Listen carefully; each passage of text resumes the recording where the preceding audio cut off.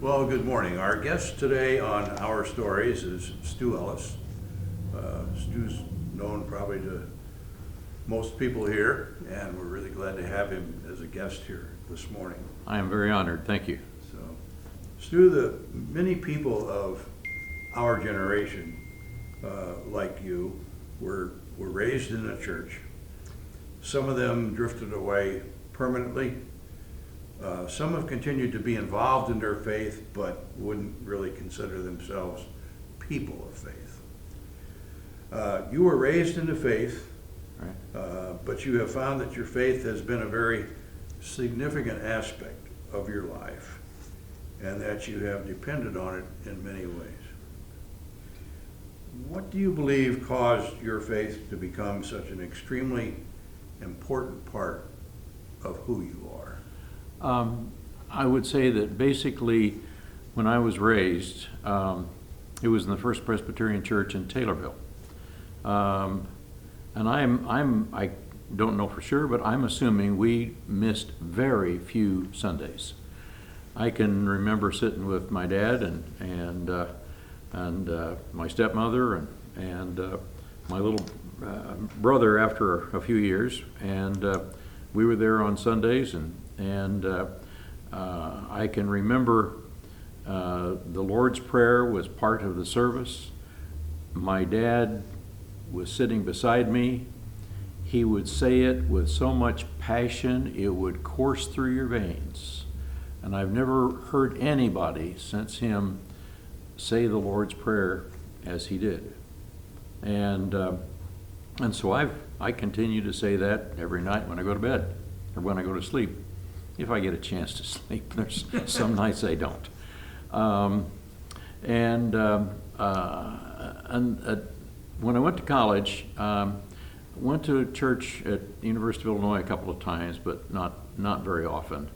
And then after college and got a job in Danville for a little while, and then another job here in Decatur with WSOY back in the early 70s, and and I've lived here ever since. But not too long after I started work, met a young lady on my job as a reporter at WSOY, and we became very close. And we've been very close for at least 44 years of marriage anyway now, almost 45. But she attended First Pres here because one of her friends kind of brought her here. She was from Warrensburg, Cindy was from Warrensburg, but she joined First Pres here because of the choir. And at that point, Festus Paul was the choir director, and Festus had some very good music.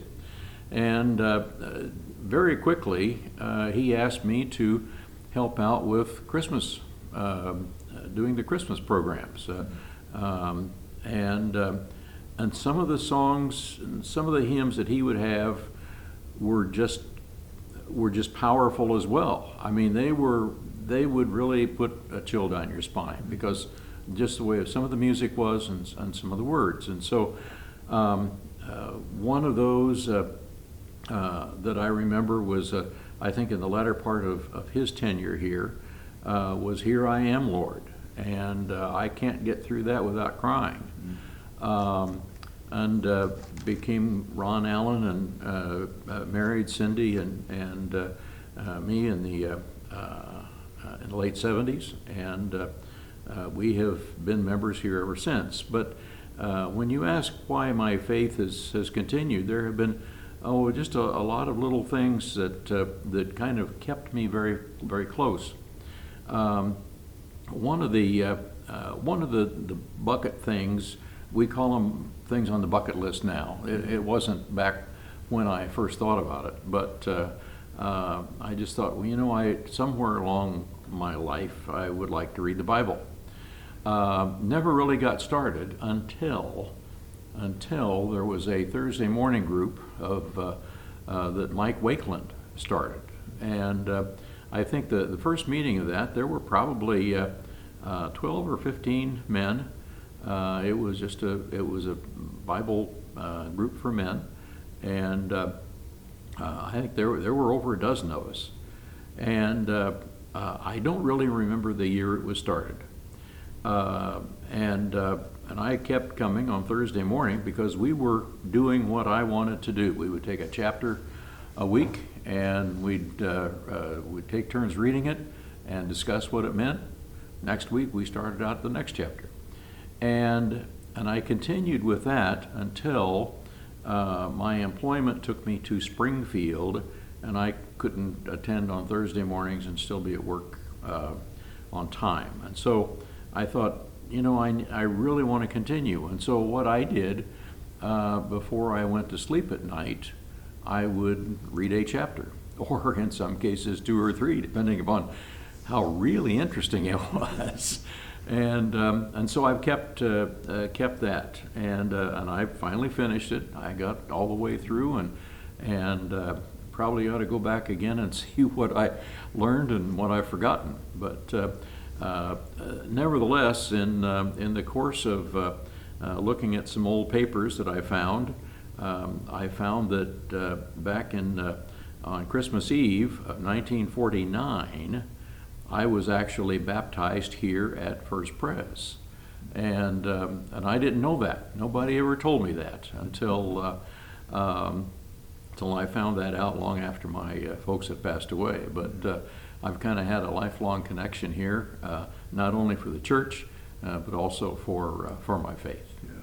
Well, you mentioned to me that part of the importance of your faith is that you've had some fairly important events that have happened, which you felt were really times that your faith is what allowed you to get through those. That's right. And I mentioned a moment ago that my job had taken me over to Springfield. I had been working. I worked here in town for WSOY, and then I had, when that job evaporated, was hired by the American Soybean Association and was down in St. Louis and worked several years for them, and then Illinois Farm Bureau hired me, and then Extension hired me, and that brought me back to Decatur. And we got the Farm Progress site put in place, and then I went to work for Jones and Thomas Advertising, and I thought that was going to be a long-term, but it wasn't. And suddenly I found myself needing to find other employment, and the first thing that came about was a position with a non-governmental organization over in Springfield called Safe Electricity, and I was hired to do communication stuff for them, which was fine. But the lady who I had known for a long time, been a friend, all of a sudden found that she was on my case almost every day. I had never gotten a criticism in anything I'd ever done at work, but she was complaining something every day that I was not satisfying what her needs were, and she even took me in front of a personnel board at the university, and I was very distraught about that, and I was finding that I was having trouble keeping focused, and I was wondering what I was really doing. And so one of the things I was relying upon, that evening chapter that I would read in the Bible, I could almost always find out something in that chapter that reflected on something that happened that day. It was the most uncanny thing you could ever imagine. And that kept me going from day to day.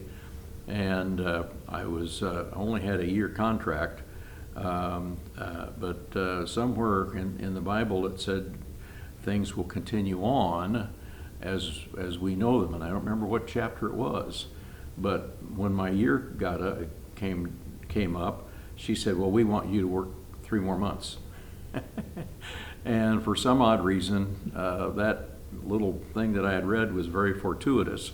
I worked another 3 months and then went on to some better and bigger things. So it was very those verses and the stories there that I was reading, and a lot of the interpretation that was at the bottom of the pages really kept my faith strong and allowed me to use that in my day-to-day work. Are there any other ways or aspects of your faith that you feel like have been giving you positive support in your life? Good things happen every day. And there's always every day I will find something good, and I will either say to myself or to whomever I'm with, well, there's a thank you Lord moment right there. Yeah. And so I always want to make sure that I'm thanking Him, and if I can kind of let other people know that there's a reason to do that, why I try to do that just on a real frequent and regular basis. I've got on my computer screen, I've got icons for several hymns, and if for some reason I'm having some computer problems and I'm at my computer, sometimes 5, 10, 12, 15 hours a day for what I do, and so I'm there a lot. And if something goes wrong, why I'll hit the little icon for "Here I am, Lord," or I'm one of the Easter people, or a couple of others that I've got, and those will really turn things around for you in a hurry. Yeah. Well, thanks so much for sharing the story of your faith. I appreciate the opportunity. I hope people can find something every day that they find as a thank you Lord moment, and there are always ways to pull up your spirits in a hurry. Just open that Bible and realize what God has given you. Somebody may have given you a bad day, but God can turn that around in an instant. Okay. Thanks, Dick. Thank you.